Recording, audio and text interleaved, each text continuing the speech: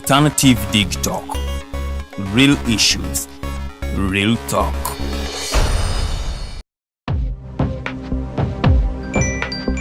What at the church though? Tawali man, what's up? Man, can you imagine people just dump everywhere? Someone drinks water and throws the bottle wherever. Come on, Rogers. What else do you expect people to do with an empty bottle? Simanya now recorder.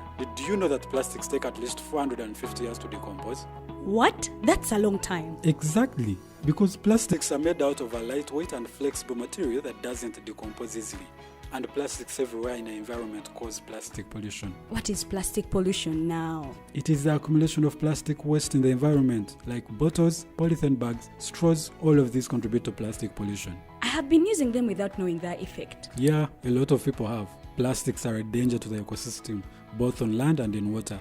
So how can we overcome this problem? Is there something we can do? Oh yes, we can reduce by minimizing the use of plastics, reuse by repurposing them, or recycle by collecting and processing them into new products. Everyone wants to change the world, but no one wants to change themselves for the world. How about we change our habits for the world? And it starts with me and you. This message is brought to you by Alternative Digitalk.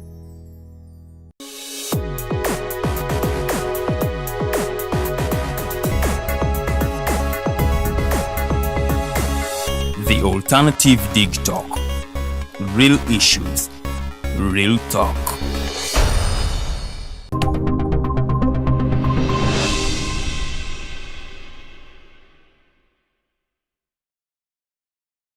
A very, very good evening, ladies and gentlemen. I welcome you to today's edition of the Hotline Show. My name is Rogers Tulyahabwe, and the date is 9th October 2023. Now, this same day in the year 1962, Uganda got its independence, and I want to wish every single Ugandan out there who's watching us today and those who will watch us later a very happy Independence Day. And today we're going to be having a discussion, of course, with Mr. Ochieno Joseph, and we hope that Mr. Walter Lubega Mukaaku will be joining us a little bit later. He's been granted by some of the issues we cannot handle ourselves. But we're going to be having a conversation around Uganda, where it has come from since we got independence. What is it? What are the steps we have made? And if we are doing better than the projection was by the time we got independence. So today, I'm going to invite our guest just to say hello to us and then tell us how your week has been, first of all. My week has been busy as usual. The last one, I assume. Yes. That's correct. Or indeed was very, the last 1 week has been very busy. Most of the other side of the week found me up country. The latter part of the week was sad because the official leader of opposition in this country was whisked off from a plane in international space on tarmac in the airport. And that is kidnap. You leave it to terrorists who do that.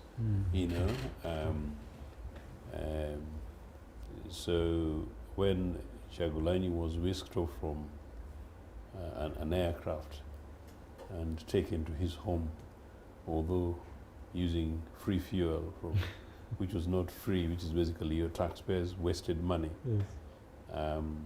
That was sad. And if that was a few days leading to the weekend of independence, when we were marking independence, then clearly you see, did the people who founded this country waste their time? But no, they did their best. That sort of is my primary classic of the week. But also, later last week, one of my godsons abroad was laid to rest. He died in London in the week when he was supposed to have been joining university to study philosophy. So that was not particularly, it hasn't been a very easy period in the last few weeks, but he was buried exactly on the same day when we had incidents along Entebbe Road. Oh. Yeah. Oh. Okay. Sorry about your godson. It's not good news at all. I hope that his family is They're strengthened by faith, and they're strengthened by togetherness, both the maternal and parental and paternal families, strong families, cohesive, and both parents who happen to be my niece and friend, her husband, are holding on strong. Okay. Yeah. All right. So first of all, we also want to apologize for last week not being able to come here because we had some instances that we could not hand on our own, so we weren't able to have this show happen. But here we are today, and we're carrying on from where we stopped. Now, to begin with today as independence, when this country got independence, it was your party that was in charge of this country. It was the government at the time. What was it like at that point? I understand you were not alive, of course, yet. You weren't born.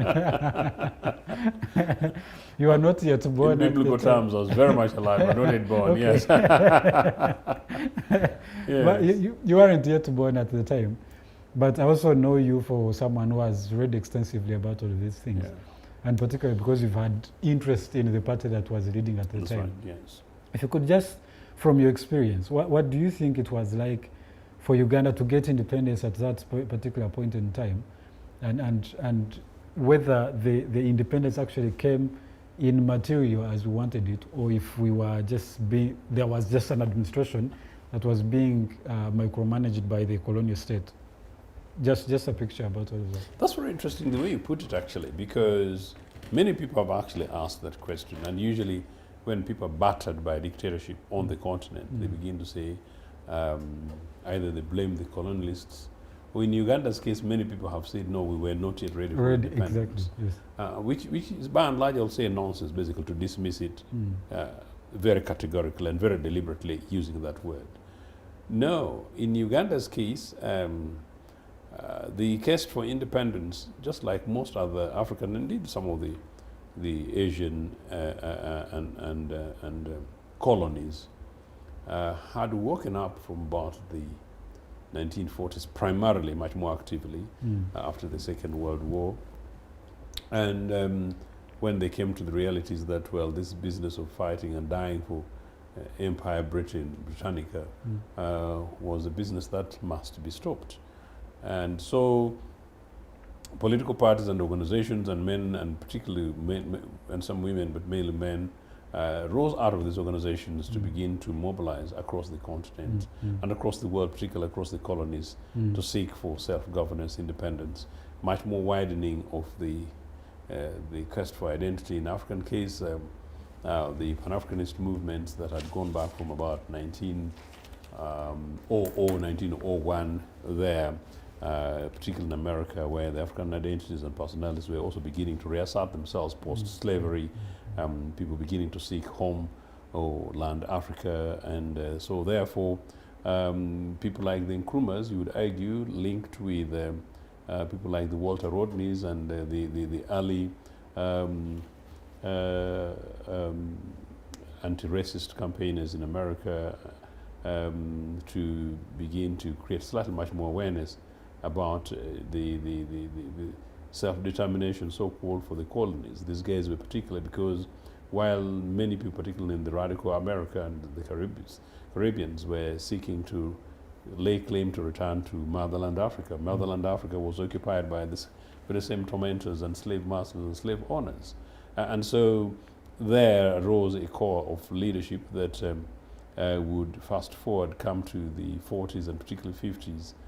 You see, Ghana getting independence in 1957, but if you look at some of Nkrumah's close friends, away from his American experiences, they're very much about African diaspora, meaning the African slaves, linking with these guys, and I think he's even his Chief Justice, and I think even his special aid to Congo in 1961 when Anglo-America were killing Patrice Lumumba, was actually an African-American who there's been a movie made about him, and I was lucky to have been amongst the people to have watched the premiering in London. And so fast forward then to our Uganda. Of course, then you found the mid-40s political parties emerging, the Uganda Farmers Parties, again, meaning Africans seeking fairness and justice from the British. We are growing our cotton, we are growing our coffee, we're basically feeding you. When the privilege lies in the Bazungu and privilege lies in Bayindi and Bataka,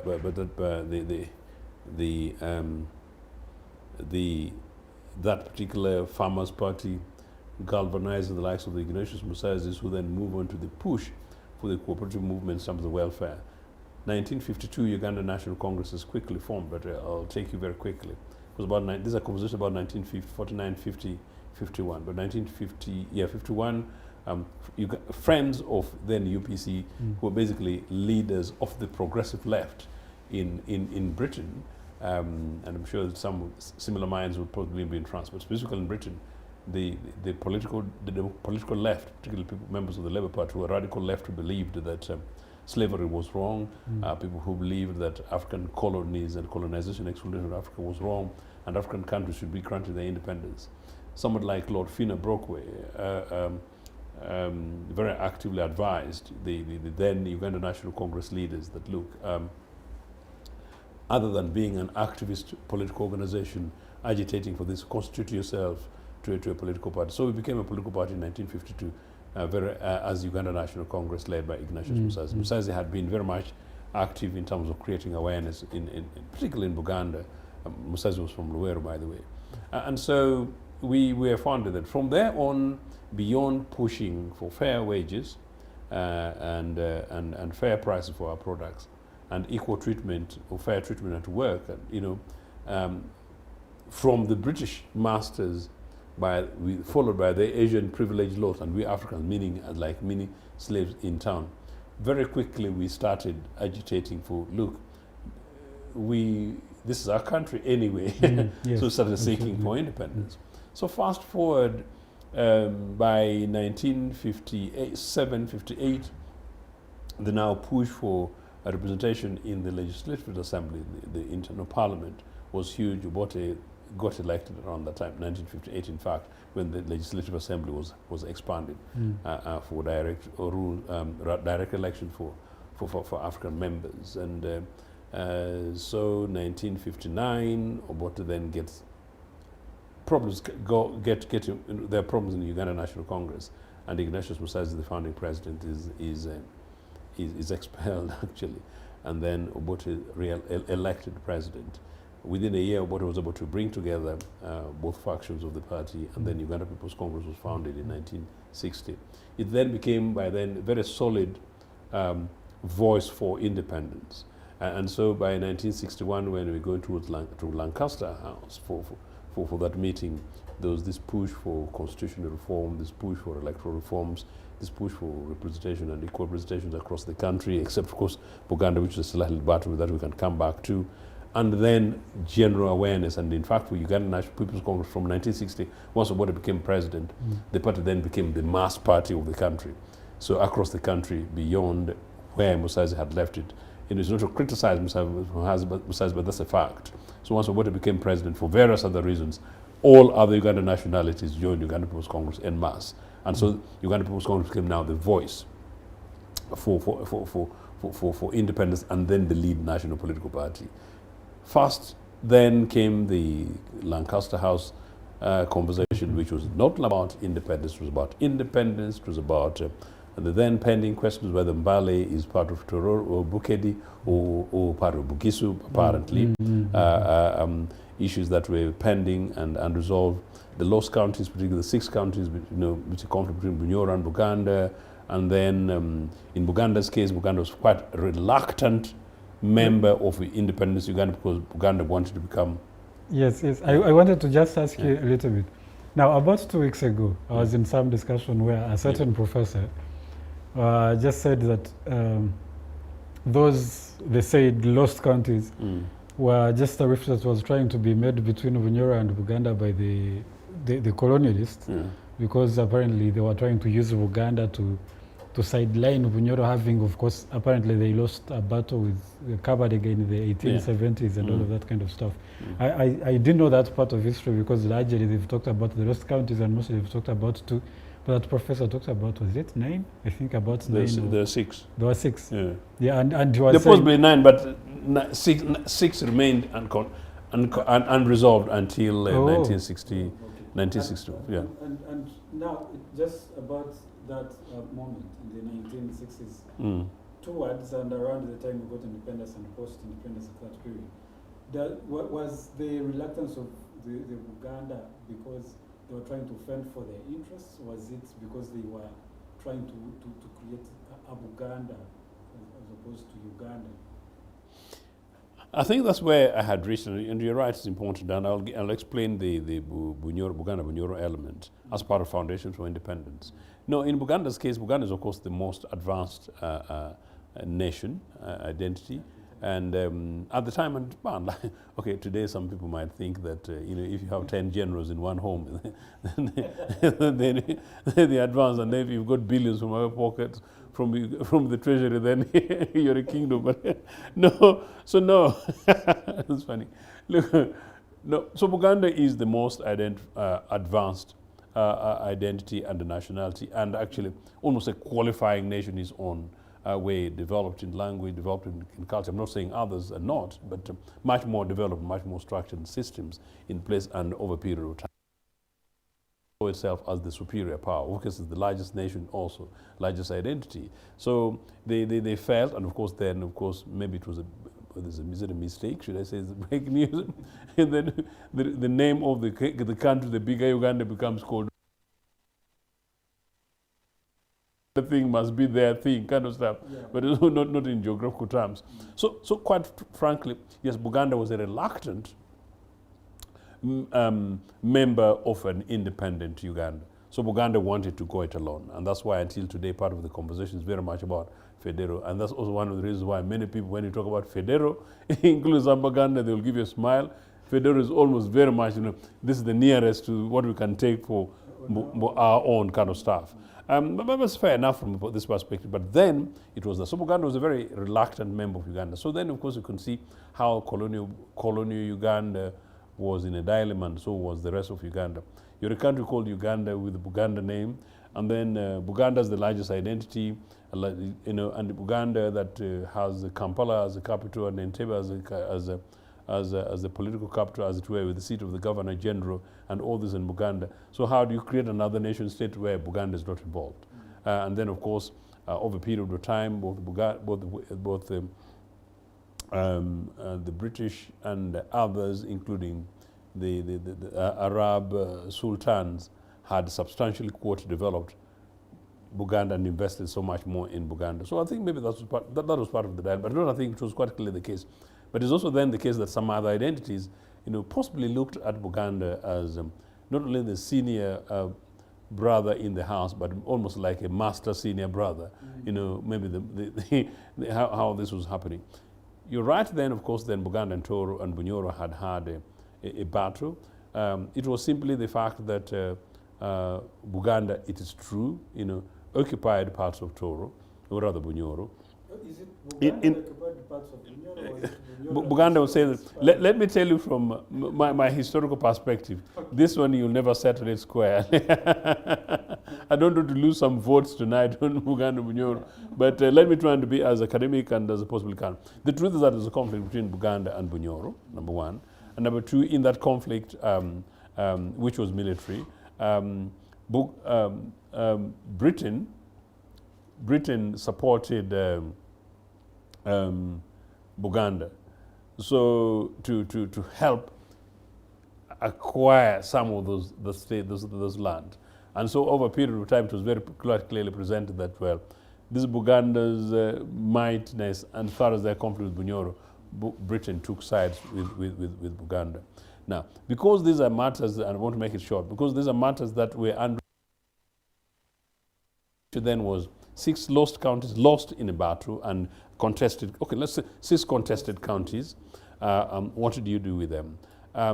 Then you have kingdom nations like Buganda, Bunyoro, Toro, Ankola. I don't know what happened to the Ankola Kingdom, Busoga, And then on the other hand, you also have other republican nations like West Nile, which is a collective, and then Acholi, Teso, Lango, and then a collective of Bukedi. What do you do with and even actually relative Republican Bugisu? How do you do those? So these are the subjects of contestation. So therefore, if then you're going to then formally become an independent African nation rather than just a pocket thing for British, what do you do? All those were pending conversations.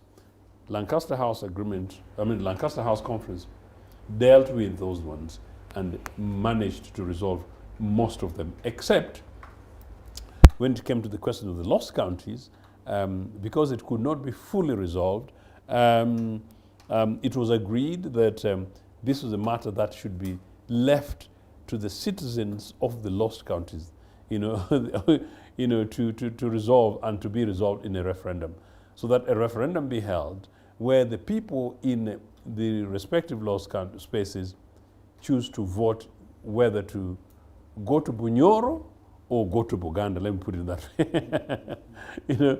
Now one, and then number two, that process was time linked. That this is a matter that we should attain our independence, and once independence had taken place, this should happen within 2 years of our independence. Once that and many other issues have been resolved, on 9th of October 1961, it was resolved that independence takes place 12 months from the date of the agreement, which is 9th October 1961, and that therefore a referendum on the lost counties would take place 2 years after independence. But one of the then outstanding issues, because there was these things about votes in Buganda, Buganda didn't have to vote, because when the king has said and when the Batakab said, whatever, it was, final. But then, of course, UPC particularly was pushing for a universal adult suffrage. Obote says in his notes on concealment of genocide in Uganda, a text that you must read, that UPC have never been credited with unlocking, the votes that had been, locked and captured by the Kingdom of Buganda, meaning letting Buganda have universal adult suffrage. Now that's breaking news for you, but so you see, so that was one thing. So that was in part agreed, but of course then election takes place in Buganda because it had not taken place in 1961 election. But 1961 also, elections had taken place where Ben Chiwanuka became chief minister in that colonial Britain. But part of the agreement was that fresh elections should take place, and that was one of UPC demand. Fresh elections take place, but also two, that the votes and the elections in Buganda gets reviewed. So fresh elections took place as a result of that. So elections took place in April 1962, I think, yeah? So, and those are the elections that eventually led us to our independence, and those elections that UPC won. So at independence, in terms of your question, what happens? We had a political party called Uganda People's Congress, which had a program for nation building. We had DP, I don't know what the programs were, but I quite hope they had an idea for the nation building. I feel like they were lots more similar. And we had KY, which also had its own idea. UPC had the privilege then to win the majority of the seats, and on the basis of the constitution, the winning party was entitled to 9 nominated seats in parliament. So with the 9 nominated seats, UPC would have had a working majority of 3, so small majority. But then UPC decided that instead of struggling with a small majority, let it go, and not in spite of that, which it was likely to happen without major problems, let it go for a government of national unity. The government of national unity, is a government by consensus. All parties come in, you share power, and therefore on the big things, say, of the lost countries, on the big things on Sembale, on the big things of economic reform, on the constitutional reforms of removing the governor general and replacing it with the titular president. Those are things that you would have by consensus. And so the country will come in harmony. Then you push on big development agenda and programs where I say that, look, we want Karamoja to be mainstreamed. We want West Nile, which is still crying for not being linked to the grid that NR has been telling them a lie for the last 41 years. West Nile is not on the grid, by the way, but UPC was working on that within about 5-7 years, way back in 1980-81.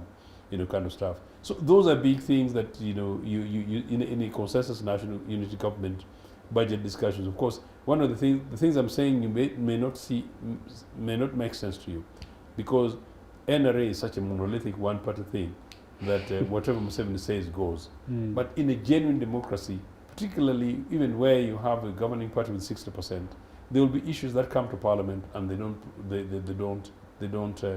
get the majority support by members. Even in Museveni, once in a while, the struggle over these things, still has to buy people using dubious money, your money, by the way, and calling people to State House.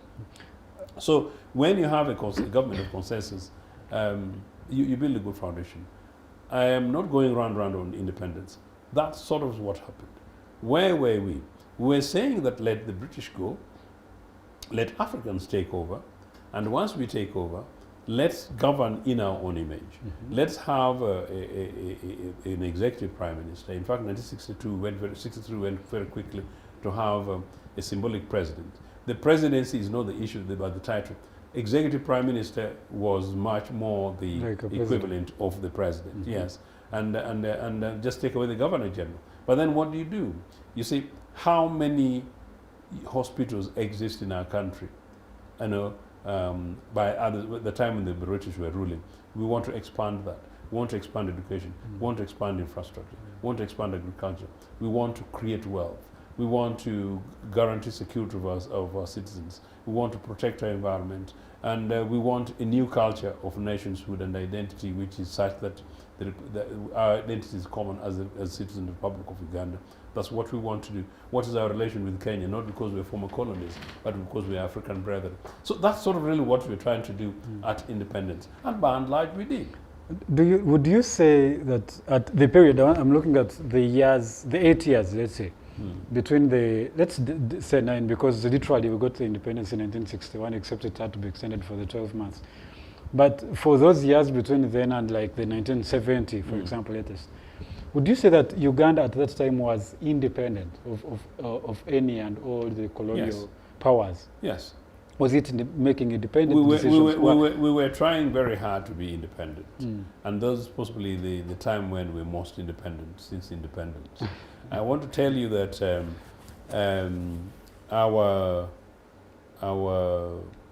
our debt burden is not as it is today. Most of the schools were built in the 60s. Most of the hospitals were built in the 60s. Most of the roads were built in the 60s. Most of the industrial expansion and base that we did in the 60s were predominantly from locally generated resources, which basically then agriculture produced mainly coffee, cotton, tea, tobacco, and tourism generally, and it was fantastic, and we owned that. I know, for example, that I overheard Mr. Museveni talking his usual Luwero slang, insulting Ugandans in Kitgum, over UPC's program of the 60s. No, we did not only do that, we did it to the extent that we became enemies of our colonial masters, because we sought to renationalize our banks, we sought to renationalize our industries, meaning to own what the British had come to do, what the Pinetis and their friends are doing today. These unseen, so-called investors, Museveni's favorite dubious people. I think we should, when we become independent, we should actually investigate Pineti. But then, so you see, so we did that.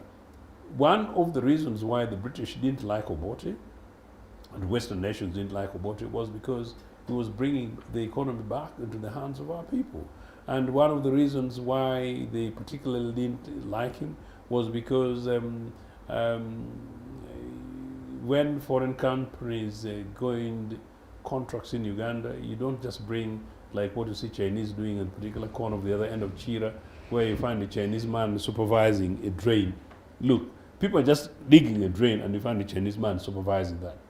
Yes. And see, so this country's got engineers, yes, and plumbers who finish senior 4, the Krill can't supervise that. So what I was saying that no, you will have project directors, but also have we are a young country with a young population at the time, and young graduates. We want them to also be skilled. So in a way, we did the best of what we can to the extent that by 1972, 71, when the Amin came to power, some of our initiatives were models. Malaysian Prime Minister met with Milton Obote on some of our education reforms, and that is all known. Obote also told me even had some of the diplomatic issues, including attempts to buy off Uganda House in London, Trafalgar Square. And the Malaysian Prime Minister saying, you guys, how are you doing some of these other things? So no, we had an effort to do many of these other things. Did we do as well? No, could have been better, but no, not where we are today. No. Okay, I wanted to get your idea, and I'm glad you talked about some of those things. The period between, I think, around 1969, 70, 71, thereabout, leading to of course, the coup that brought Amin. Was it because of your move to the left? Now, of course, deviating from the capitalism that was largely the idea of the colonial state. Do you think that move to the left, the Common Man's Charter, that national pronouncement of the 1970, do you think it contributed to the downfall of Obote I at that moment and the bringing in of Idi Amin? Because some people are saying that the coming of Amin was, to some extent, welcomed or even supported by some people who are against that move to the left. I suggest that that's actually not the case about welcoming Idi Amin. Welcoming Idi Amin, and Museveni knows, that's why he doesn't even want to retire, let alone being overthrown. If Museveni retired tomorrow, these people who play in so-called yellow, these days they even learn to try and put on yellow socks. The people from UPC, you know what I'm saying? Yellow slippers are very ugly, by the way. So no, people would clap. That is with change generally. We change generally, regardless of which political party comes into power and government. People will welcome it and welcome it constructively. In the 60s case, remember there was DP, and although many members of DP had crossed to UPC, there would have been a section of DP that did not want to cross. And so therefore, the coup itself was a relief. It's a bit of a human nature where people sometimes get a bit excited without necessarily thinking about the consequences, Then, of course, there was KY, and then there would have been people who were not necessarily associated with any political party at the time. So, so Amin's welcoming Idi Amin was really because of that. But that said, of course, there will have been a few people, a few right-wing, right-leaning people in politics who, for specifically ideological reasons, I'm not really sure how quite developed it was, would have been welcoming the coup. But no, I think the bigger reason was the involvement of Britain and America. And a major scholar, Yogadola, says that there was no way 1971 coup would have been stopped even if Obote had successful return from Singapore or did not go to Singapore, because the pushers of the coup were Anglo-America, Britain, America, and Israel, and they were determined to get rid of Milton Obote. Why? Now I'm linking to the economic things. One, Obote had done the bad thing by supporting the Lumumba's forces in Congo. So basically that is daring Anglo-America, particularly America and the American CA. So Uganda was effectively fighting CA in Congo. And then number two, yes, the move to the left. Basically from an ideological perspective, these guys thought that anybody and anything leftist was quote communist, which is a bit cheeky, because the Democratic Party in America is effectively a leftist political party. Yes, and the Labour Party in Britain is effectively a leftist political party, and they're not communists. And talk about that, actually, these guys are in trouble because the Communist Party is about to take over the Republic of the world, meaning China. So now let's wait and see when China becomes the biggest economy in the world, which by and large Italy controls today. I don't know what they're going to do. Communism has taken the world. So where is America going to switch off the lights so that they sink? So it's neither here nor there. So there was that. And then beyond that, of course, then there was 1966 and particularly 1966. So 1966 also meant that a particular section of Ugandan population, predominantly critical population, which is Buganda, felt not only that their kingdom, like other kingdoms, had been abolished, but particularly their kingdom had been abolished, but their king had been exiled. And for them, of course, which is a conversation which we've been having now, 50 years later, you know, what will exactly happened in Lubiri. You know, many people don't believe, many Baganda don't believe that the fact that the kingdom was armed. Many people don't believe the central government was provoked. Many people don't believe, you know, any other side except the fact that Obote targeted the king and wanted to break down the kingdom. And so there was a substantial, a critical population that had moved from 1966 to 1971 to be excited to simply, you know, good riddance, Milton Obote. But it's really more about that than anything else. Okay. Thank you so much. You're welcome, sir, to the show. My name is Rogers Tulyahabwe. And we were talking a little bit about the perspective behind the season from the time we got the independence in the 1960s to about 1970s, and constructively under the administration of the Obote. And he was giving us a very good history about all of that and some of the things as they happened and the whole idea of independence of Uganda. That's why you found us. And if you don't mind just saying hello to the viewers, but also, as you do, I wanted you to speak to whether you think we did actually get independence. I wanted to also get your perspective. If we did actually get independence or we did get it in paper. Thank you very much, Mr. Rogers. Yes. I'm really happy to meet my friend and colleague in the Congress. Good seeing you, my brother.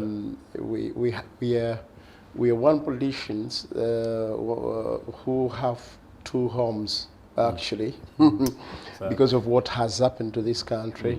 He has part of his family in the UK. I have part of my family in the UK. But we have to, you see, living, that's a huge sacrifice. A huge sacrifice. But I welcome him, and I'm sure he has done great justice to what I represent, because I know where he has come from, and I know where he wants this country to go. Going to the question, independence. Today we are 61 years old. Yes. The first thing that comes to me is that the colonialists took over in 1890. In 1962, they handed over, which was about 70 years. We have ruled ourselves for 61 years. Nearly 70 now. So nearly the same time. We should not forget, and I want to put it on record, that out of the 61, Mr. Museveni and his junta have ruled for close to 40 years. 40 out of 61. So whatever you think about the foundations that he has been talking about, if they were done post-independence,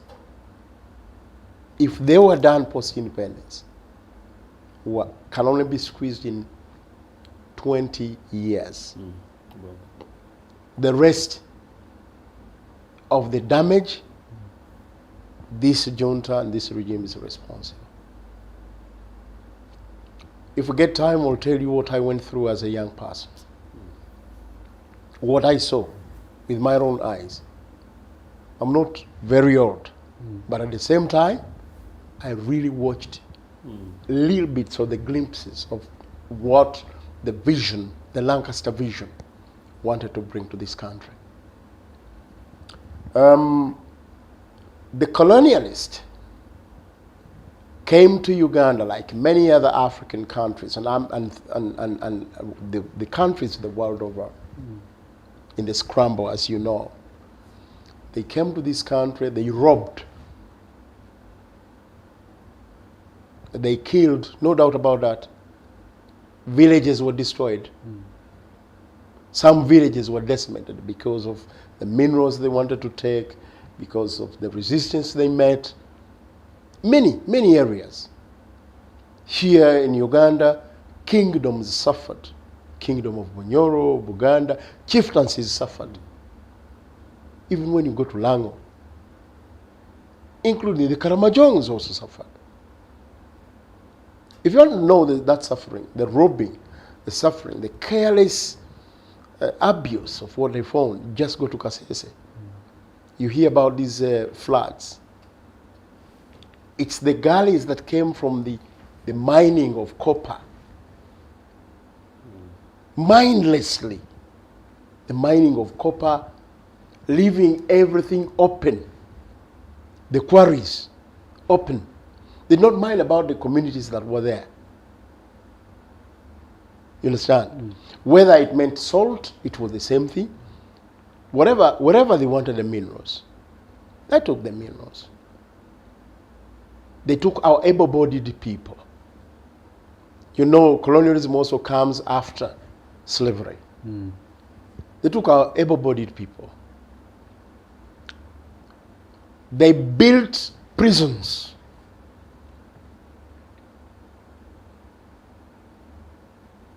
Yes, they built some hospitals. Yes, they built some schools. But they also built prisons. It was a spectacle that nobody's eyes wanted to meet. Human rights were abused. Were abused. Kings and chiefs were deported here in Buganda. I might you talking about the deportation of the king, whatever happened between Obote and the Kabaka. In 1955, the Kabaka of Uganda was deported. Deposed. Okay? For 5 solid years. Yeah. And almost killed.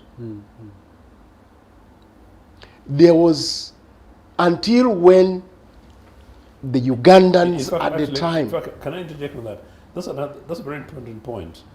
That one of the reasons why the Kabaka was spared was because not only the strength of opinion of his subjects, but the realization by these guys that of the strength of solidarity of all other Ugandans and other Ugandan kings and Republican leaders in the respective communities. So you need to go to the handsets of Legico. Yeah. What they call in Uganda, they normally, or in our vernacular, they normally Namba Munana, Namba Musamvu. And that's where President Museveni gets the name. Did you know that? Oh, yeah. That's where he gets the name. As a baby. Born because his forefathers and the people he met, that was the talk of the day. Namba Musamvu, Namba Munana. And that is way back in 1947, 1949, 1948. The first real resistance that came straight from the council that was ruling us and also from the kingdom assemblies. People in Buganda and the Bunyoro saying, we no longer want the white man. The first declaration that we want independence was in 1947. The second one was in 1949. But then there came a problem. Does the whole Uganda want independence or not? Because the white man was now playing divide and rule. Only to find that the members of the Luchiko, which had been expanded, Legico, which had been expanded a little bit from the original very small thing, and which was predominantly white and Asian. I will recall the names. They brought it back in 1950, 56, 57, 58.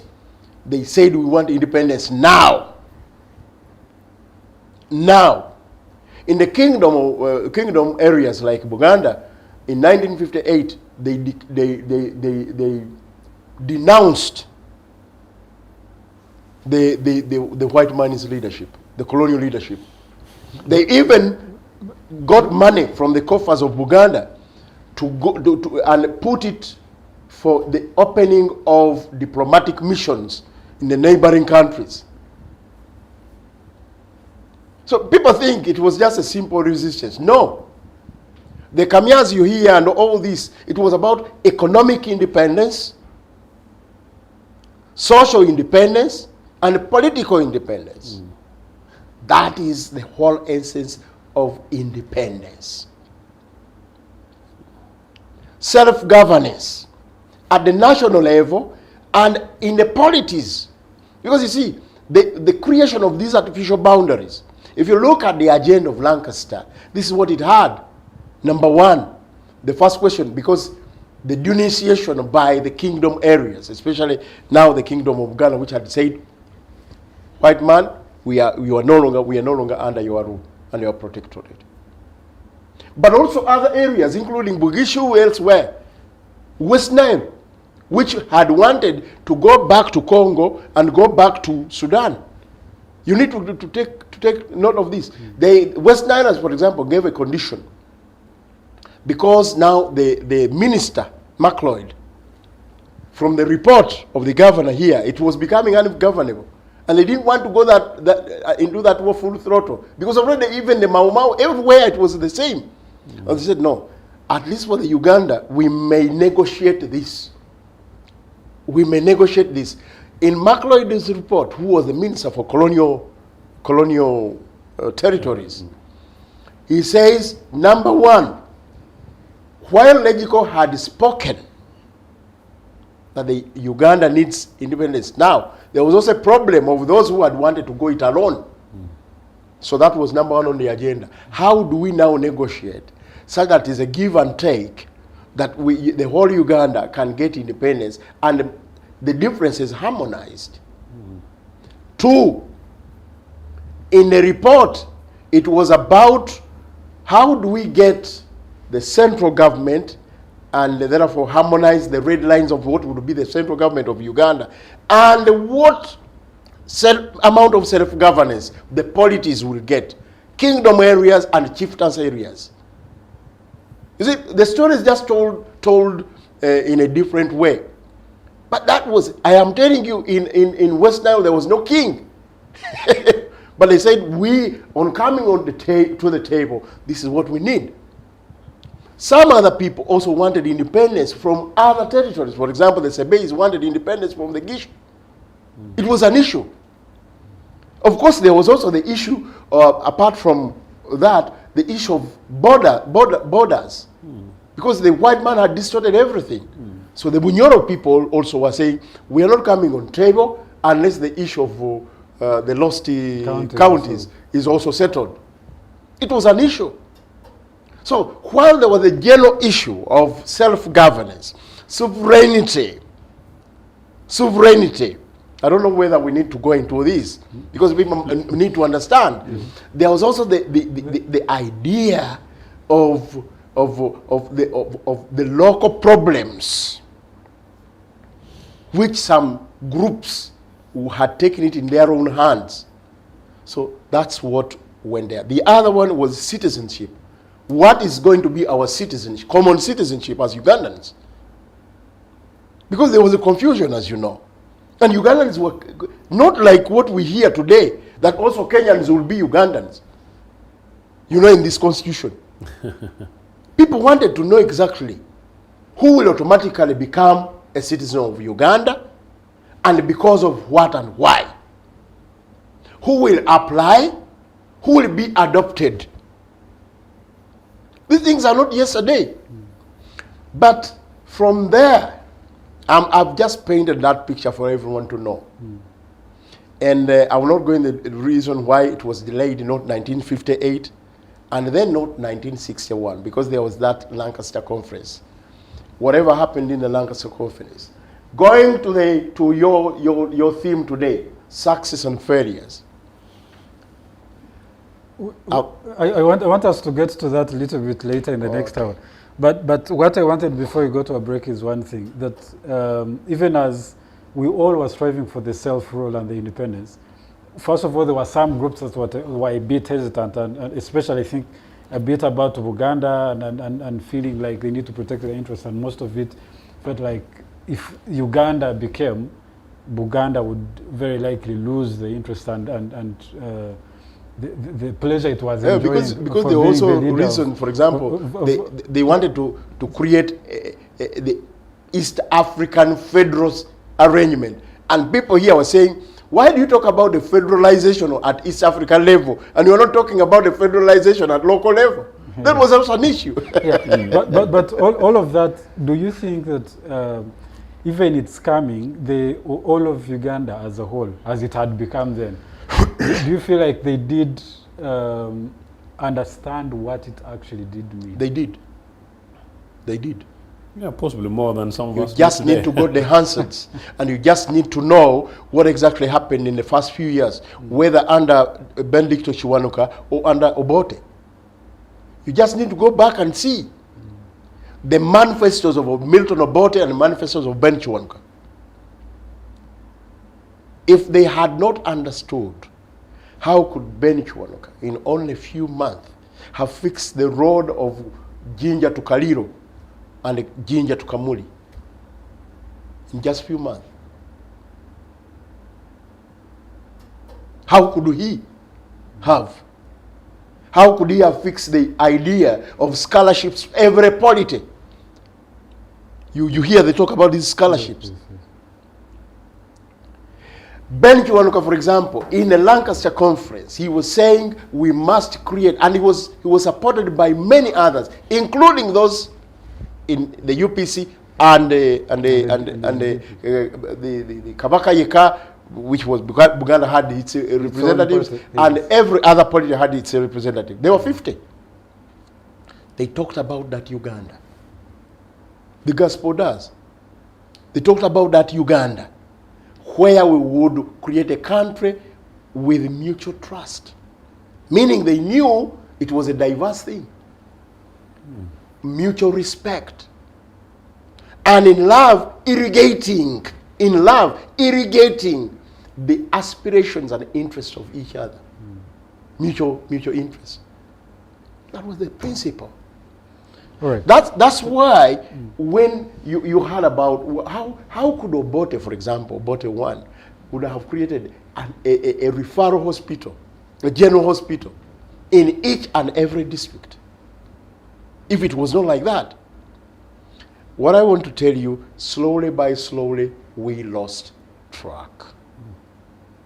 And I'm going to tell you about how we lost track. Let's start on that in the second hour. Ladies and gentlemen, thank you so much for being a part of us. We're going to go for a very, very short commercial break. And when we come back, it's about to get very interesting. Now, we're going to, in the second hour, I want us to, of course, talk about the successes and failures as we are set out to do today.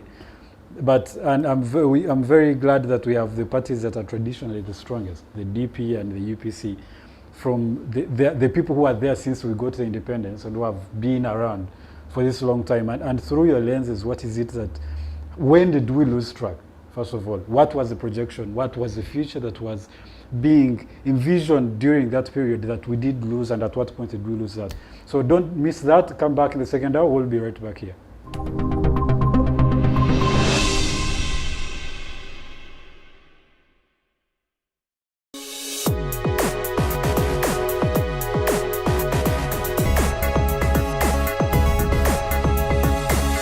The Alternative Digitalk. Real issues, real talk. Looking for a pair of shoes? Les Up Stores has a wide range of selection for unisex footwear. We have the best quality of all brands at pocket-friendly prices, and we make deliveries countrywide. Just place your order or reach us on 0772 08 0090. You can also check up at Les Up Stores on all our social media platforms. Les Up, craft your own footprints. Hi, Rogers. Can I ask you something?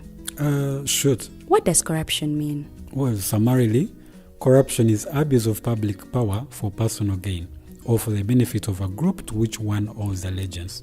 For example, when a public office is abused by an official accepting or soliciting a bribe. By the way, private people can be corrupt too, like bribing police officers to escape fines. Okay. So exactly how does that concern me? Well, do you pay taxes? I guess, yeah. What does that have to do with this? Everything.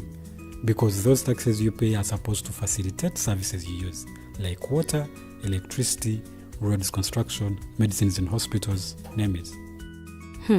Okay, that is much bigger than I thought. But it can be stopped, right? Well, yes, it can, although it may not be as easy as it sounds. And here is the reason why. Corruption roots are grounded in our country's social, political, economic, bureaucratic traditions and policies. So, what has kept it going this long? I mean, why don't we stop it? Well, the main reason why it has been here for so long is because institutions are weak, either as a result of poorly defined ethical standards of public service, weak administrative and financial systems, or ineffective watchdog agencies. What can we do to stop it? At a national level, we must focus on strengthening the independence and effectiveness of public institutions that fight corruption. At a personal level, we must commit to never giving a bribe. I promise I'll never give a bribe. Well, that's a great decision you have made. Me and you now have to spread this message to all our friends. If we all do our part, corruption will be no more. This message is brought to you by Alternative Digitalk.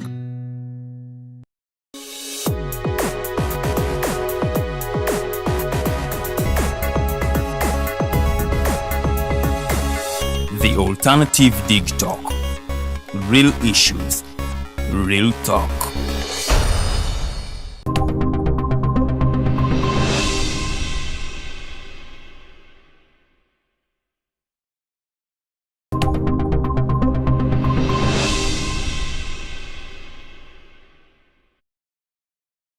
From that short commercial break, ladies and gentlemen, my name again is Rogers Tulyahabwe, and with me is Mr. Lubega Samuel Walter Mukaaku, who is from the DP Bloc, they call it sometimes.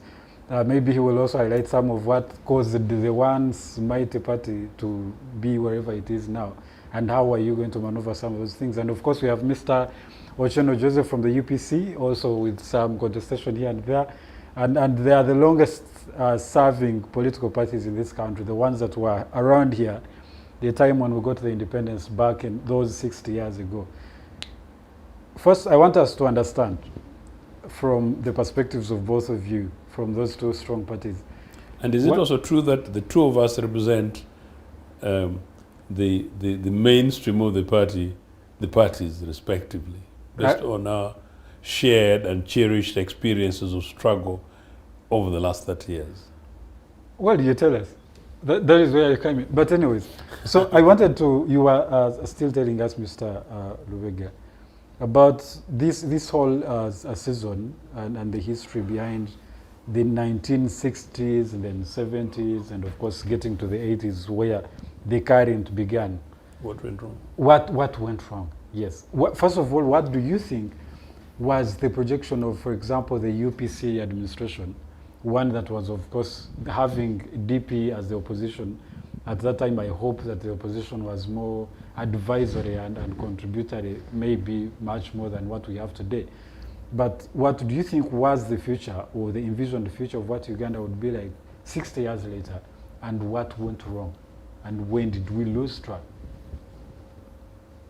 In the first 20 or so years, the opposition was like that until recently. Recently in terms of leadership, the leadership change. The misrepresentation of the opposition and the maneuvers and the gusto to pulverize opposition has ended up us where we are now. I wanted to put that one on record. But the most important problems that Uganda has faced and where things went wrong most, unlike Kenya, Tanzania, and our other colleagues around us, Uganda has never had a chance to change power through peaceful means. Since we got independence? Except once, when Executive Prime Minister Benedicto Kiwanuka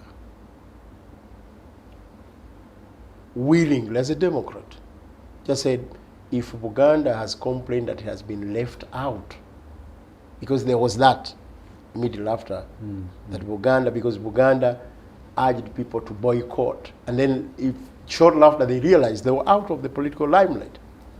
So Ben Chiwanuka said, if there is a new realization, and I want also to be, and we want them to be part, I'll step down and we reorganize a new election.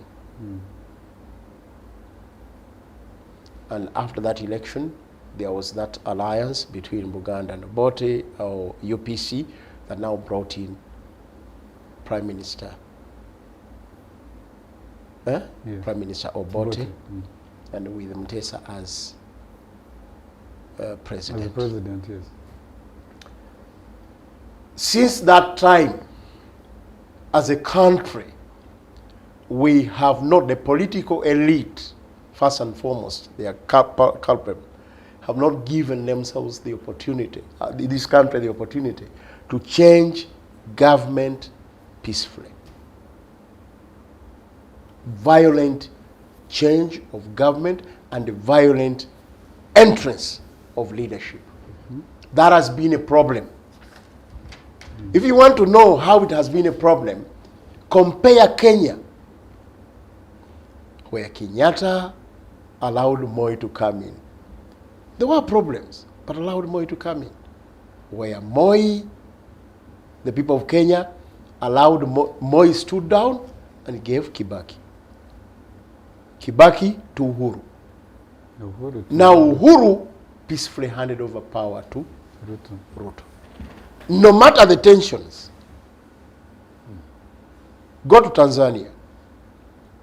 People think that, but when Nyerere realized that there was a pressure within the population, he started appealing to Chama cha Mapinduzi and telling them, look, let's negotiate with those people. They had only about 27%.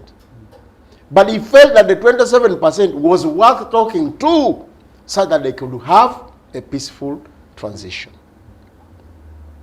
And from Mukapa, was it Mukapa?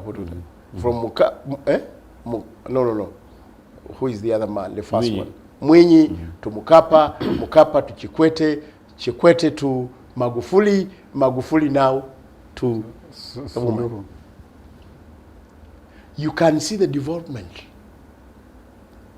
Not without problems, but you can see. You don't even compare. How did Tanzania now get on top of us when we were leading? They say, the records, just go and read them. We were much better than Singapore, Malaysia. We were much better. Kenya was behind us.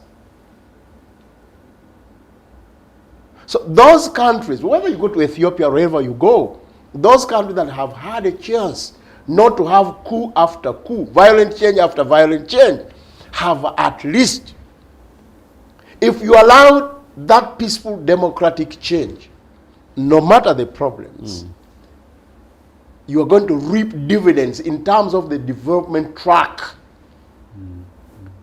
Less disruptions. So, some people think that it is backward. It is unheard of. It is anathema to speak to your opposition. It's not. Even a man like Nyerere, who had absolute control, he felt it was important to speak to the 27 or 22%. Yesterday we were saying we could speak to the ADF. If we know the problems of ADF, why ADF came, why can't we speak to them? Because we are all Ugandans. So that is where this country went off rail. When you shoot yourself into power as a Ghana, there is huge temptation for you to take power away from even those who have helped you to shoot your way into power. If you want to know, ask Kiza Besigye, Elia Kategaya, Amanya Mshega, Amama Mbabazi, Tumukunde, Mugisha Muntu. The people I'm talking about are not from outside. They are the people who took guns to shoot the UPC government out. Today they are telling you they made a mistake. Today they are telling you somebody captured not just the country but also the NRM stock A. See. Now, the ideological inclinations that come as a result of this are a menace to the progress that we would have wanted to get the real independence, the real sovereignty, the real autonomy that people want, the real space that people want to make a contribution to the country. Now the ideology of capture, the ideology of building a deep state within a state that today we are suffering with. Even sometimes the president doesn't know. He tells you, I don't know what is happening. You've heard of stories how this man, Kandiho, was fired. And Kandiho went to the president saying, President, Mr. President, I've suffered. I said, you were fired. So even he himself did not know that the man had been fired. Why? Because of the mafia group that has already captured the state. Some of them are part of that cabal, knowingly or unknowingly. And as a result, the citizens have been pushed out of it all. So that is where the biggest problem is. Okay. But the whole gusto was, as a result, pushed out. And if you don't stop that one, those who will push out violently, President Museveni, for example, his cabal, his junta, will want to come and occupy the same position, still in the same way, not want to be touched, create a law that is for them, not for the citizens. You get the idea? No matter what their manifestos will be. Do you remember the 10-point program? I do. Do you remember 40 years ago? I do. Kwali kutimba bula. It was a smoke screen. Let me get a little bit. So just conclude this. So at the end of the day, today, while the colonialists came and decimated villages, we have decimated polities. Go to Karamoja and see. While we blamed the other day how the colonialists attacked kingdoms, go to Kasese and ask them seeing. 7 years. And today, the current regime could not even realize that you can't fool the country like that. Today they are saying, now you construct a hotel. We shall also give you support as government to boost your agriculture. What didn't they know? Did they know by that time that the rural people needed to be helped agriculturally? They're just realizing today, after 37 years in power, after deposing, they were seeing her for 7 years. What they're doing today, couldn't they have done it before attacking that and before 120 people losing their lives?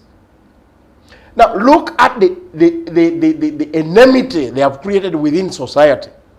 What do you think that young man, that young woman, that young girl who lost his father, his mother, who has not gotten education, will she forget that? Possibly not. Go to Kasanda. Go to Kasanda. See where they are getting the gold. Karamoja, Busia, wherever they are digging the gold up. Gold got the quarries. They are burying people every other time, like the colonialists, even beyond. Because at least the colonialist in Kilembe, he put some infrastructure. What infrastructure have we put in Kasanda? What infrastructure have we put in Karamoja? And when the people complain, they must be put in safe houses beyond the colonialists. So we have a colonialist in a blacker skin. That is the only difference. And Uganda, only now, the only thing we benefited was to be welcome to the Community of Nations, UN, AU or AU and maybe some representation. Because of the self... And we still abuse it. Remember yesterday we had Nabanja and the other lady taking 70 people, 71 people. Yes, yes. He highlights one of the where we lost it, which we still have and are, that we have failed to transfer power. We have been, it has been a little more obsessive. Every administration has wanted or come in that some way and then gotten out some way. Of course, with a few exceptions. I wanted to get your opinion. What do you think? Which exceptions? Where, the exceptions of the beginning of the Obote. It's just once. At least it's just at the beginning. Yeah. But immediately after getting Obote, we had to shoot him out. Yes, at first. And then he comes back and then Amin was shot out and another regime came in. All 8 presidents that we have gotten have been shot out and they have come through violence. Where did we, Mr. Ochieno? I think I'll come to that, but I think I'll put the context of shooting out presidents because I have got to defend UPC a bit. To the extent that it's actually true that we've had violent and my brother Sam came in when we were having a discussion about the events leading to 1971 and the forces that were, and part of our argument was that 1979 did not matter, whatever happened, Obote would have had to be shot out. This case not by Ugandans, but by the interests that were actually against the independence achievements and whatever we're trying to do for the Republic of Uganda. So I would say that in 1972 elections were going to take place, but yes, Obote was shot out. But part of the thing was that, was it because of the things that Obote was doing, particularly if we want to relate it to what has happened to Amin, to Museveni today, the burden Ugandans have with 40 years of Mr. Museveni? I would suggest not, because as I told you, the primary reason for pushing Milton Obote out was not Amin, but Amin being used by Britain and America for the reasons that Britain, America, and Israel for the reasons that I used. But it's to contextualize it. Number 2, in the interim administration of 1978, 78 to 80, the collective presidency where Paul Mwanga was the chairman of the military commission, but the 3-tier presidency that included Wacha and 2 others that I can't remember, that presidency handed over effectively, technically. But generally, if you look at the process of how that we got rid of Amin, and then there was this chaotic three interim administrations, the position, as suggested by my brother, is. But I think the emphasis about this, where Comrade Mukaaku is referring, is where is it, and this is Obote, Amin, and now Museveni, staying in power, having sufficient time. What preparations, what settings do you do, and what is it that you do? Quite clearly, when it's about that, it's a ringing indictment, and particularly, as I said, in this case for Museveni. For Museveni, who actually went to the bush claiming elections had been rigged, there's no reason why he should not have set the country in a path into which there is not only pluralism, but a possibility that an opposition, free competition will take place, and whoever wins takes over government. I also want to put on for the record something that I got from Obote, and that was in 1982, 83, where in that space, there was contestation for 1980 general elections results by DP and others. In this case, Museveni by DP because Museveni had lost it anyway. But then Museveni was using it and other people were using it to do the Lubega war. And Obote called a meeting, meaning Obote offering, talk about the talks, that look, you guys, these things is harming our country post Idi Amin. So Obote called a meeting of religious leaders, the nearest at the time, sensible thing, religious leaders and Paul Semogere. And he argued, and this is on the record, that look, you know, the Lubega war and the claim of rigged elections is harming our country and harming our ability to be able to transform and move beyond a means time. And what it offered on the record, very important, that DP actively prosecutes the cases where they believed that, you know, rigging had taken place on any other party, but of course it was quite clear DP because NRA was in the bush.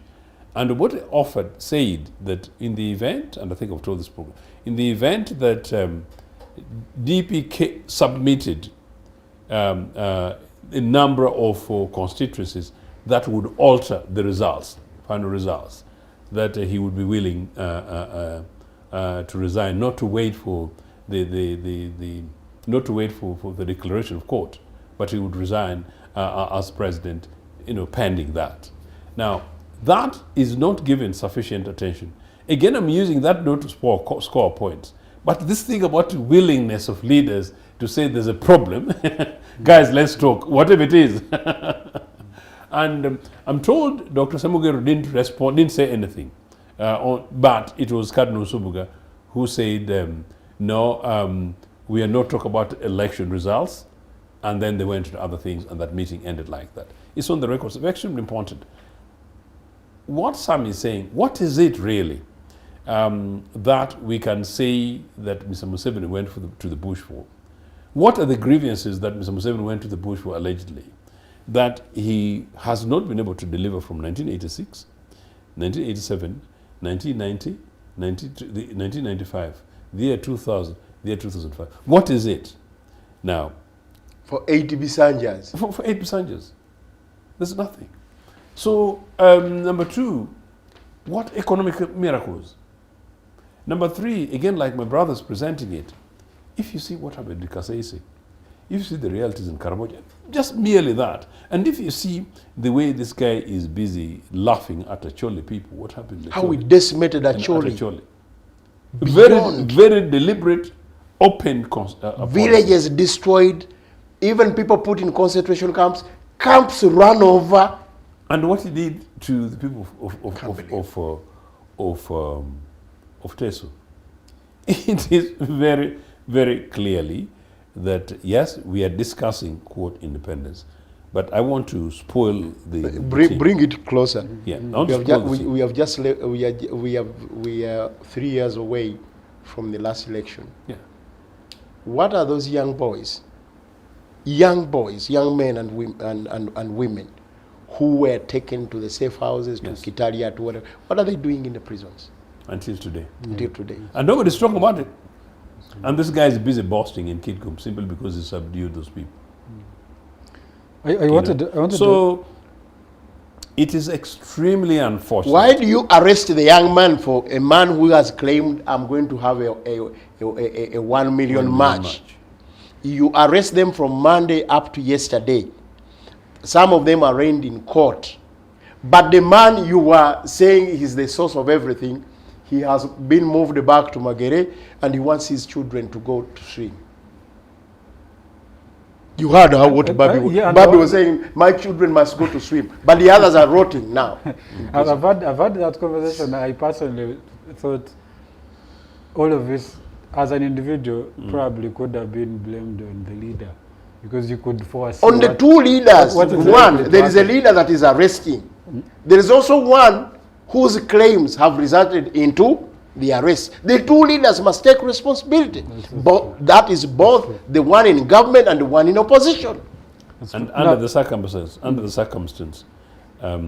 what then have the citizens who would have been participating in that march, even if it did happen, what wrong would they have done? As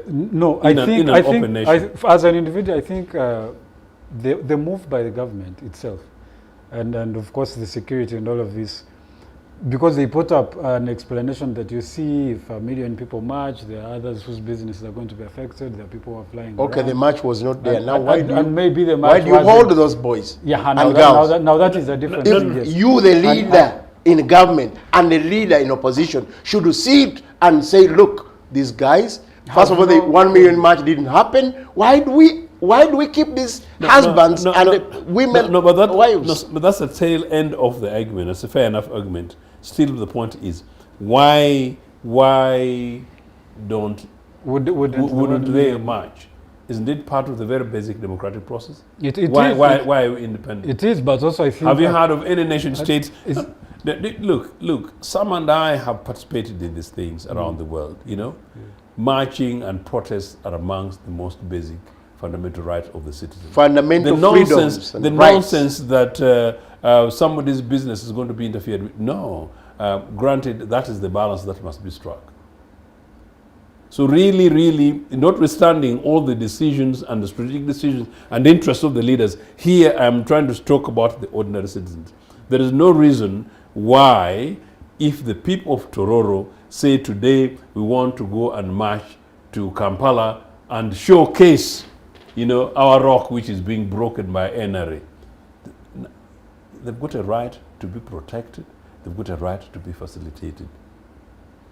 That is the basic. When the people of Kasese say we want to welcome our Msinga, why should we stop them? Absolutely. Yeah. Why should we kill them? Just like when the people of Kiruhura think that there's something special Muhoozi is going to give them in a yellow T-shirt that he bought from Soroti, Birthday. Birthday.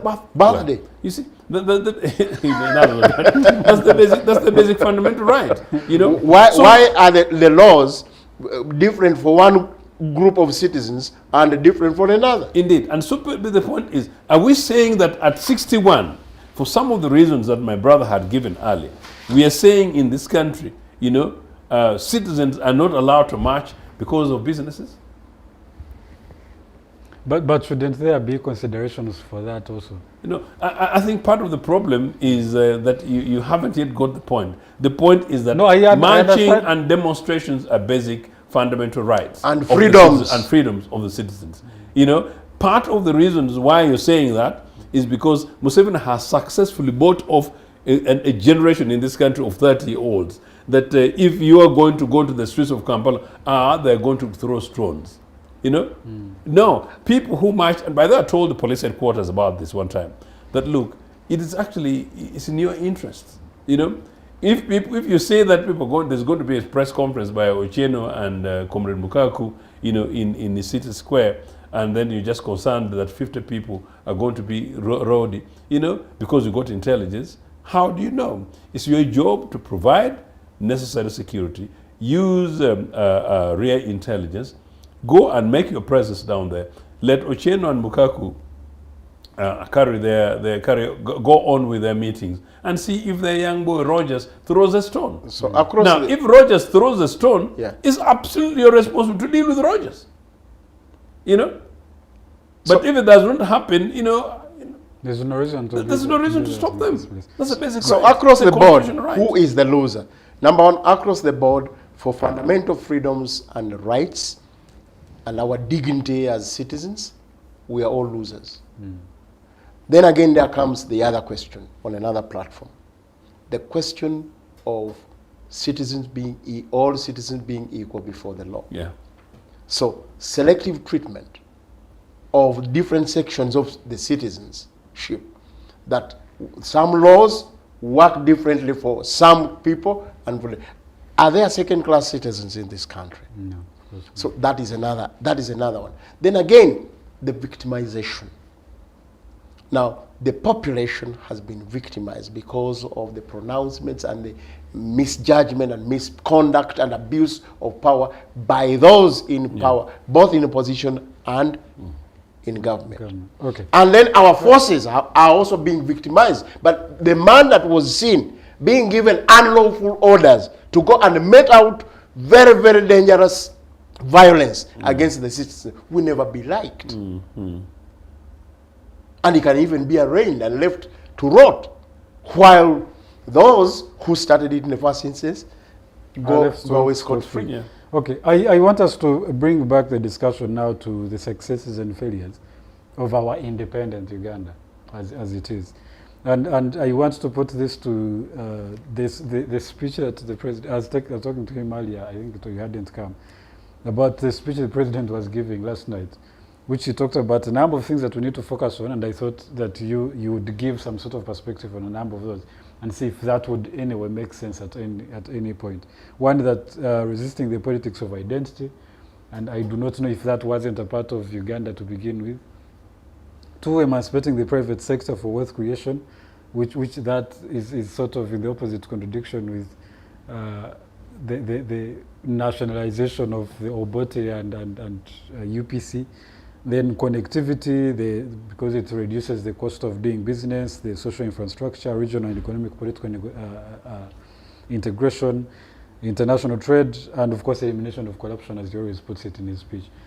Now, in all of these things, do any one of you, actually, or both of you, think that there's a straight and progressive way we're going to do this? And do you think, as much as this current administration has done quite a lot of mistakes, there's still room for them to change?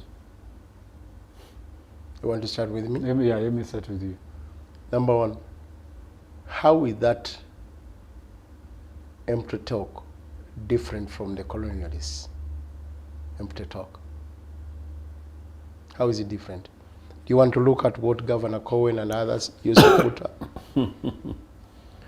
Even the introduction of cash crops, how Ugandans are going to enjoy the benefits of this cash crop.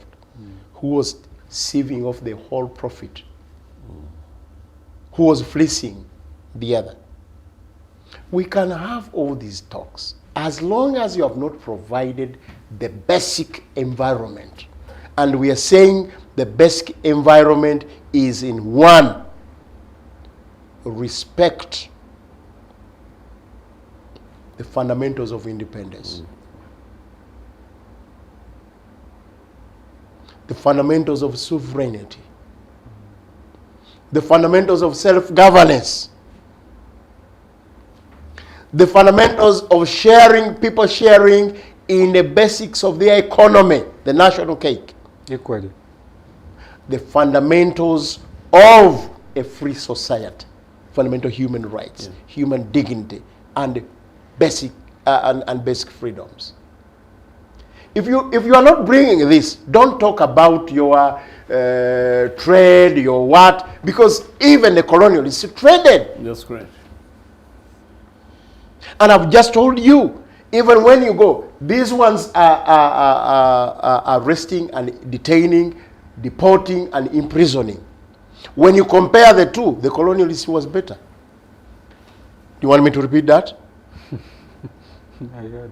When you compare the two, if you put them on a weighing scale, the colonialist knew that in Luzira you could keep 1,337 inmates. That inmates needed to be given space. That prison had to be clean. That the moment it comes to that, you take the other prisoners out. Go to the safe houses. Go to our police cells. Go to Luzira today.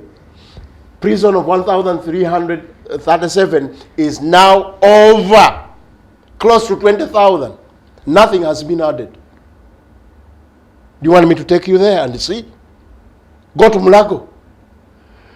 Go to Entebbe. You have seen how it has, the exhibition of Entebbe grade 4, that kind of.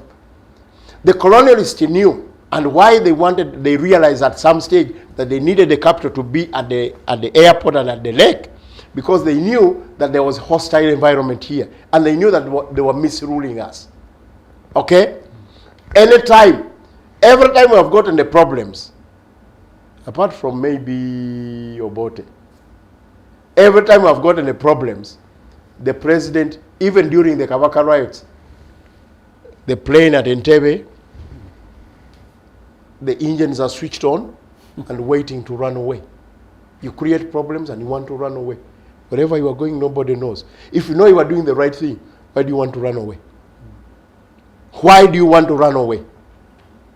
I heard that Obote asked his friends, I don't want to go away. Because he believed somewhere that he was doing the right thing. And he didn't see why he had to run away. Until when these people said, please, we have to take you away. But here, for all the others, that's what happens. Now, when you got that hospital, you know that if anything happened to you as a leader, your ministers and your other civil servants, maybe as they take you to Entebbe Airport, you may need that hospital. Have you seen how that hospital looks like today? With the maggots, where they keep the surgical equipment is like a toilet. It's just a few meters away from State House. I don't want to talk about the Bujiri Hospital. I don't want to talk about Kirudu. which is supposedly new. Yeah? So when you compare the two, the colonialist was better. He knew that I would construct a school called Mwiri, or a school called Budo. Go to Budo and see. Even the windows, the classroom size. Look at the schools that we are constructing with a lot of money that we are going to pay. Now the foreign debt has risen from nothing to 83 Trillion. billion dollars. Dollars, yes, yeah. Just look at the foreign debt. The colonialists at least did not put us in that foreign debt. He exploited us, but at least he didn't leave us with that foreign debt. I'm trying to compare. Whether it's a social, economic, political. Today, the opposition, the way it is trampled on, the colonialists saw it important to have a Lancaster conference. I'm waiting to have a Chiruhura conference with Ochieno, President Museveni with Ochieno, in the public. The other one was in the public. Nobody was being bought. Do you want me to compare more? Nobody was being bought. A whole president can go in Corolla and say, by 2021, I will have finished the opposition. Instead of talking to them. When those people took the 50 Ugandans, representing all politics and all entities in Uganda, they felt that everyone had to be represented. Here, it's about selecting full figure. I want to also get your perspective on this whole idea. One, also, with all of these failures that we have had, how do we recover from this? Meanwhile, the theme for today's independence is sustaining a united and progressive nation, taking charge of our future as a free nation. Sustaining what you don't have. I just want to say very quickly that Mr. Museveni continues to play into the minds of our people very, very much. For Mr. Museveni to talk about identity politics, when there is no political leader in this country, including Idi Amin, who has played the identity politics like Museveni has. There is no political leader in this country who has used identity the way Museveni has. People will say that Amin retreated to his West Nile Muslim Kakwa-ish bit. It has been suggested and explained by political scientists that once Amin realized that his base, which was partly the army, had dwindled, he ceased to trust anybody. And so he had to now go back to the core. You would argue then that Amin obviously targeted initially Lango and Acholi, and then the broader Luo against Milton Obote. You could see that was purposeful because it was, I'm not justifying it, I lost my father's godson, in this, as threats of an opponent. Museveni's thing, what is the grounds? If anything, Museveni started, and actually when he went to Luweero, part of his message and language in Luweero was to build this Mucholi thing that identity. It was identity. Northerners against Southerners. Yes. And Southerners against Northerners. Not Buganda, but Museveni built this in Buganda. So from the time then Museveni came to power until today, who really has got the cheek does Museveni have the cheek to preach about question of identity? Milton Obote, writing in his notes on concealment of genocide in Uganda, challenges Museveni. This is way back as early 90s, I think about 5 years after Museveni. That's more than one term, 5 years. And Obote is saying that, look, Luweero, where Museveni launched his atrocious war, is home to the father of Uganda's nationalism, Ignatius Musazi. Museveni claims that people went to him because it was a people's thing. At that time, Obote was asking, how many majors, how many soldiers in NRA at the time, with the ranks of major and above, were from Luweero. And there was hardly any. You know, talk about current public service appointments. Talk about the fact that Mr. Museveni's family has got 3 generals. Talk about the fact that up to the other day, the top 5 most decorated generals were from one sub-county. You know, you can go on and on and on. And who is in charge, as my brother says, in this country? Where you find a brother to Mr. Museveni is somebody who, you know, ministers kneel to. A sister-in-law is somebody whom a prime minister kneels to. Bring it to this.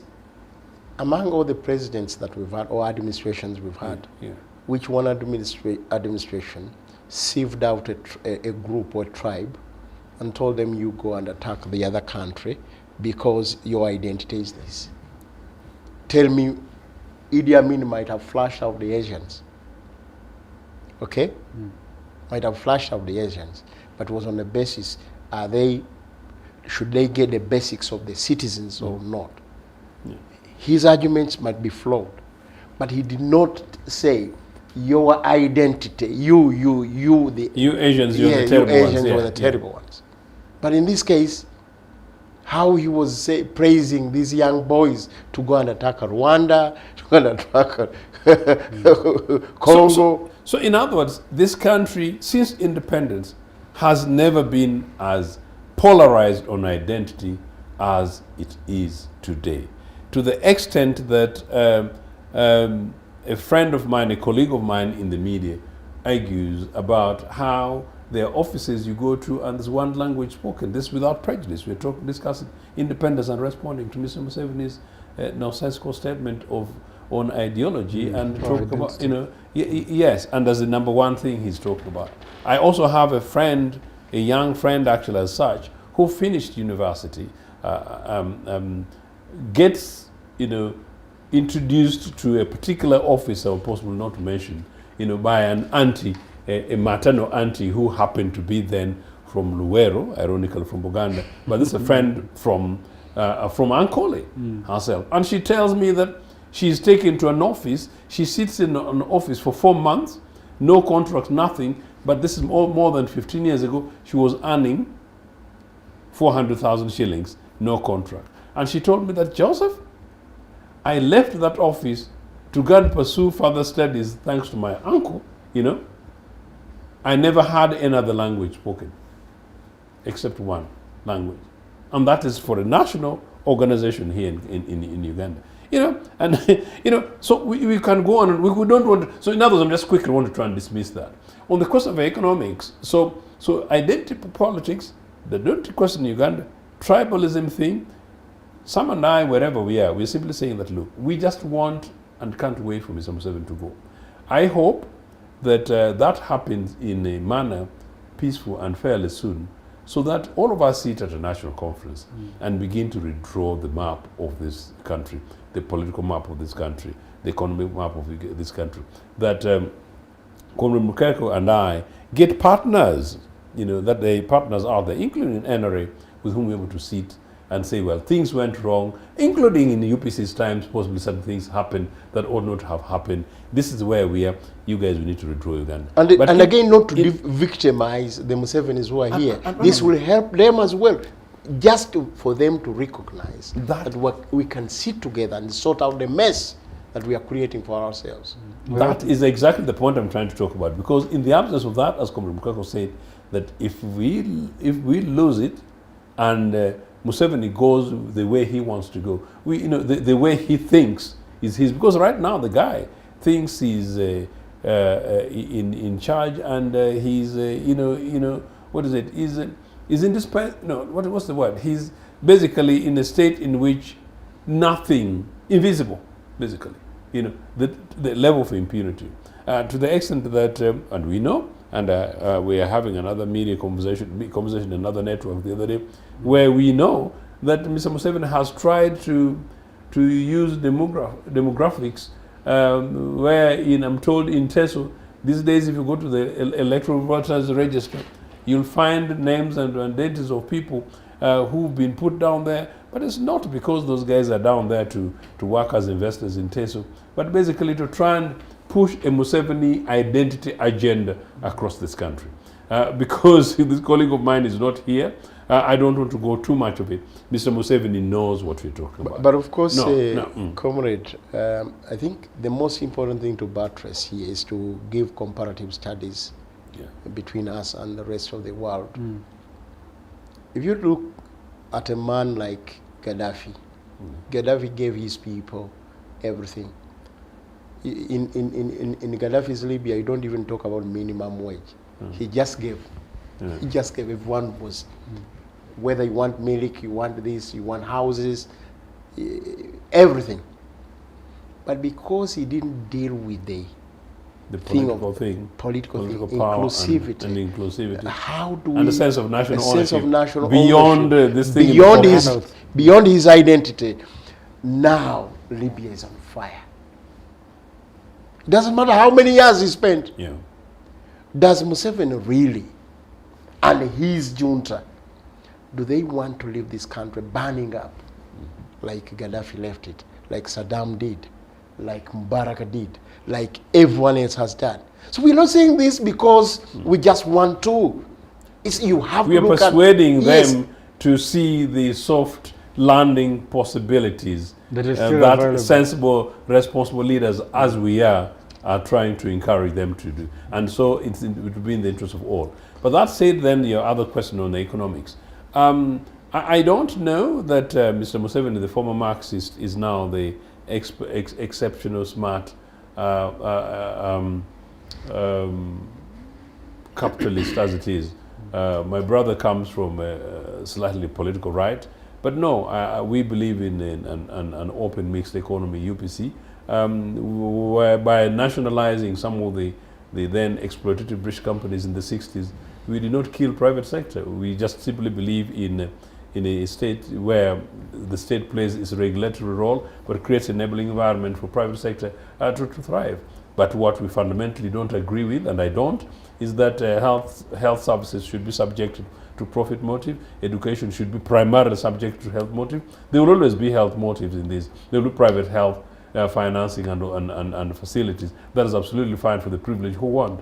But the minimum, the basic in terms of responsibility is government should be able to provide free health care to all that need, free education to all that need, be in charge in making sure that we regulate public transport, be able to take lead in environmental protection, create an enabling environment for which, if you have, quote, investors who come in, including those who are involved in telecommunications and technology, that they do so in such a manner that they don't exploit the citizens of this country, but that, nor do they necessarily compromise the ability and opportunities of emergent entrepreneurs in country to grow and to become the Bill Gates and the owners of Facebook of tomorrow.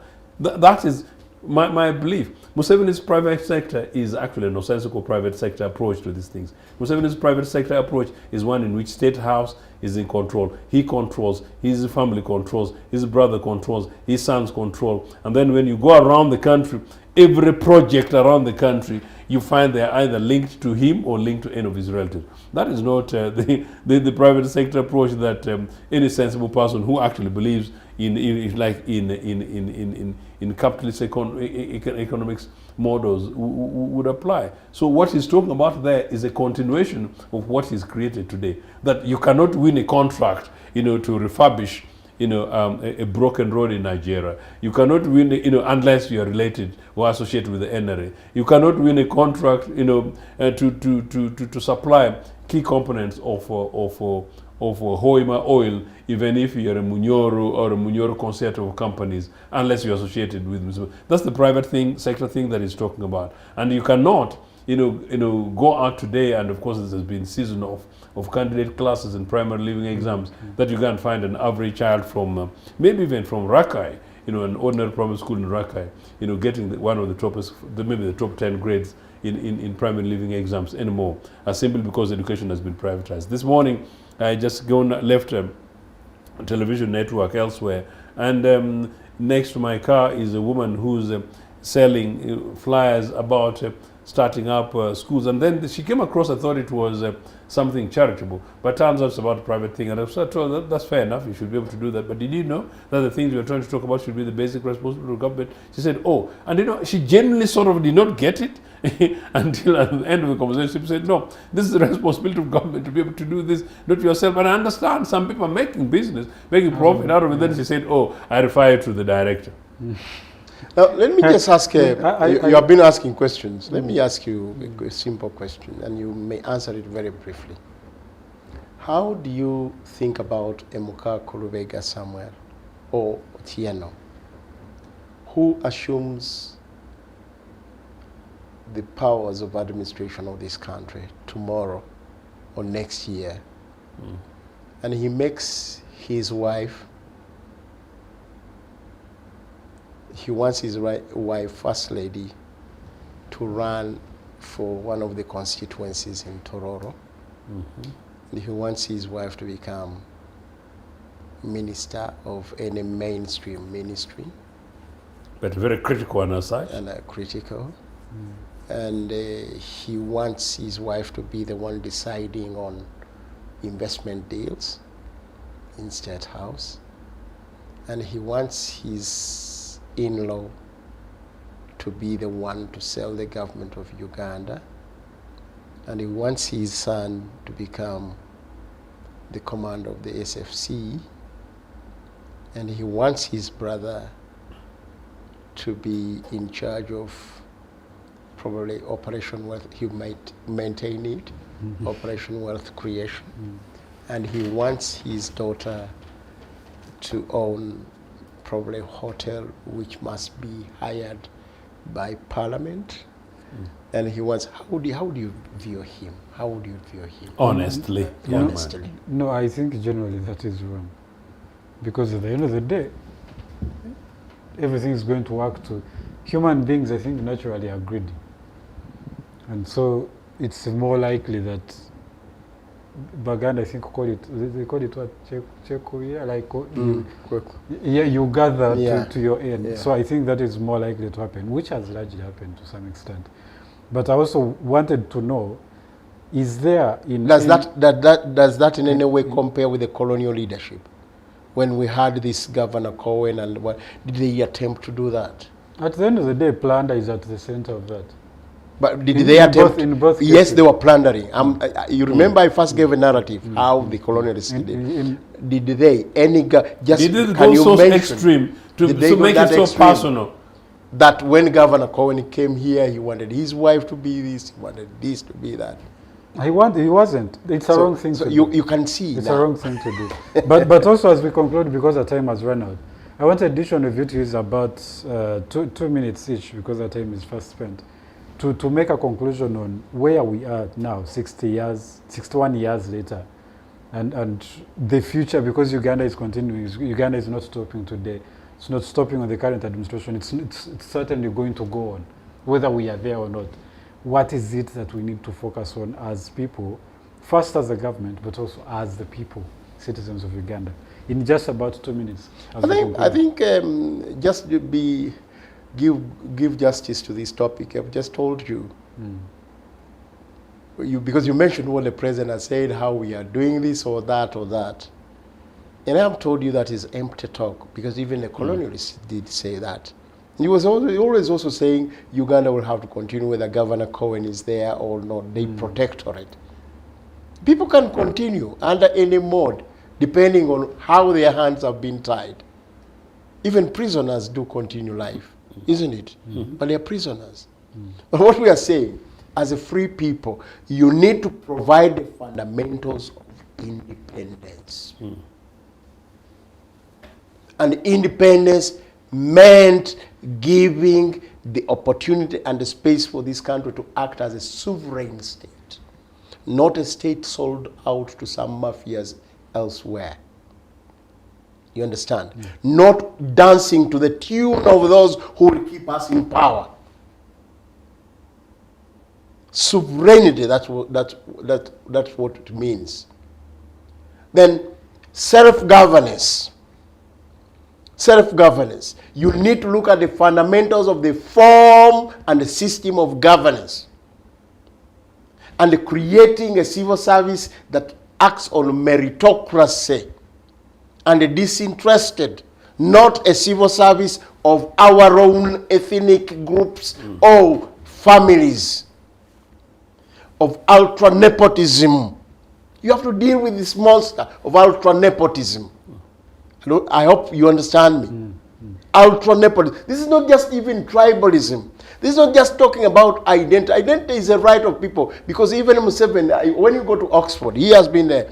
They wrote books and books talking about their identity as the Chwez, as the Tutsi, as the this. The books are there. If you want, I will bring them and I will shame them. Go to the Oxford Center for Refugees. Their books are there. Go to Sweden. But the whole thing is, identity is a right. But what you are saying, it should not interfere with modern state management. A civil service has got what we follow in order to get a civil service that serves everyone, an army that serves everyone, a health service that serves everyone, a Minister of Finance that serves everyone, Bank of Uganda that serves everyone. So if you don't create these fundamentals of self-governance, good governance, of real sovereignty, that is going to keep, that's why in Constitution to say, don't touch the Bill of Rights and Freedoms, because it is the very foundation that keeps every citizen's dignity and the right, and to achieve his aspiration, and to make the contribution that he must make to that particular country. And then the other thing, be reasonable that the country is not just yours. That if Ochieno wants to say something, then it's not to you to give him the space or not. And even the colonialists realized very many times that he had to negotiate with the agitating kingdoms, with the agitating polities, with the agitating legico, because they realized, and that's how finally we went to the Lancaster Conference. People are only saying today, why don't we talk about this constitution which has been abused, our electoral reforms, our fundamental human rights? Somebody saying it is like it will depend on him to see whether we actually deserve it or not. As you conclude, Mr. Mukaaku, thank you so much. You also are parting shots just about us moving forward now. You know, the problem is that we are not able to move forward unless Mr. Museveni moves forward. Unfortunately, Mr. Museveni, for some reason,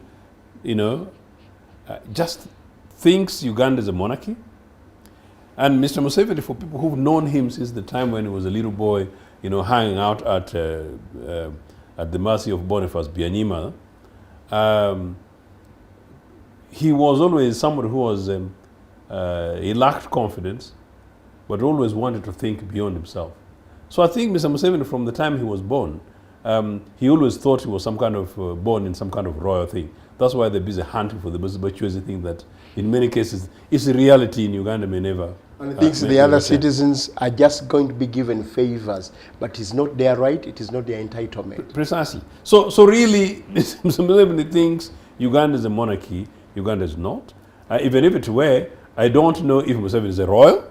And even if Museveni is a royal, I don't think Museveni is a royal that with entitlement to succession, because even in royals, there's who takes over, who succeeds, who does not. So that's really the funny thing. Now, point is, young Ugandans particularly need to come to terms with the reality, know who Mr. Museveni is, and know the Republic of Uganda as founded at independence, and know that the status quo is not sustainable, and seek that we change Uganda beyond Museveni. What really an independent country should be, which is basically what we sought for, is, as my brother has quite clearly said, there's a country in which we govern ourselves, meaning, Africans, we own our country, and every citizen owns the country, and we're able to elect our leaders freely and openly and democratically. We're able to have a freedom and right to think and act, and as my brother is talking about, that if somebody needs to speak, It does not, you don't have to want to wait for what Rogers has got to say, but simply allow Rogers to say whatever it is, Rogers says, and this basically is right. So long as it's not an infringement on the rights and freedoms of others and its neighbors. Beyond that, really all we want as a nation state is that whatever our national resources for all our people to deal with all the basic stuff of health, education and infrastructure as I normally talk about. But no, nation states should have aspirations. At 60, I am beginning to think beyond my grandchildren, think beyond my great-great-grandchildren. So at 60, we should be thinking about our development index relative to other countries like Ghana and Malaysia. At 60, we should be thinking about going to the moon. At 60, we should be going beyond potholes and think about how we are building rail networks in every major town and major city, that every city is linked to transport networks, and maybe where there's no link between Arua and okay, in this case possibly Kisoro and Kabale in terms of rail link, that within Kisoro there is a tram system and a transport network within Kisoro that serves it in a modern way, that people come and say, wow, like they will do in many of the global nation states, that whatever we see in Switzerland is we able to see it in Toro.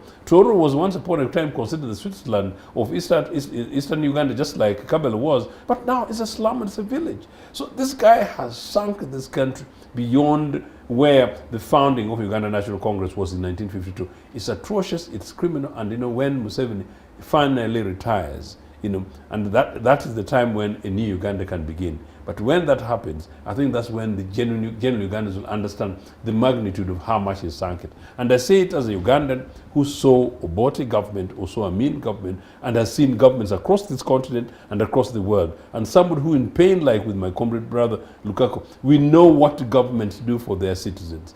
Finally, it is absolutely extraordinarily strange that one individual comes to power by force and takes 38 years continuously, and towards the end of that, he is so insensitive and so much that he officially declares he does not believe in alternative views. As nations don't build on monolithic opinions.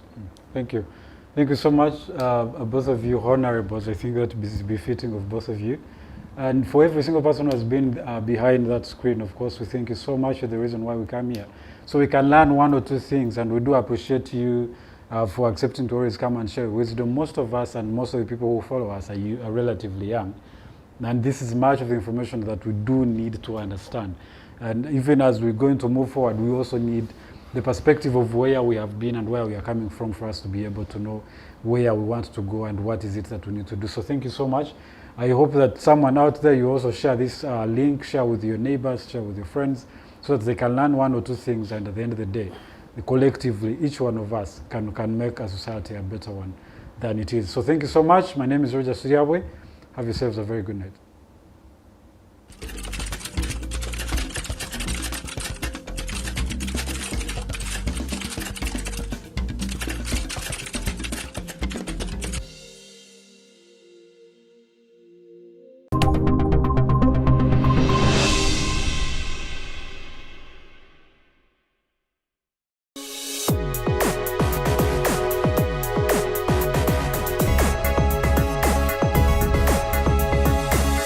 The Alternative Digitalk.